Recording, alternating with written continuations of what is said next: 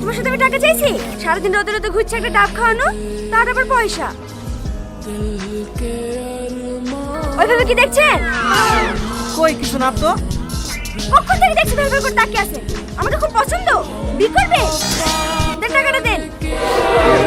কি হলো? ডাব না খেয়ে ফেলে দিলেন? আপনি টাকা চাইলেন যে? টাকা চাইলে বলে ডাব না খেয়ে ফেলে দিতে হবে? দাঁড়ান, আরেকটা ডাব কেটে দিছি। এলেন ধরেন।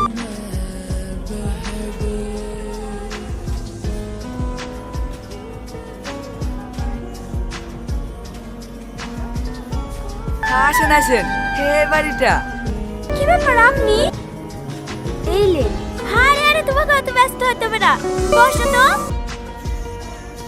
মানতে হবে আমার ছেলে পছন্দ আছে। তোমার কাছে আমি একটা প্রস্তাব নিয়ে এসেছি। কিসের প্রস্তাব? আমার ছেলে তোমাকে খুব পছন্দ।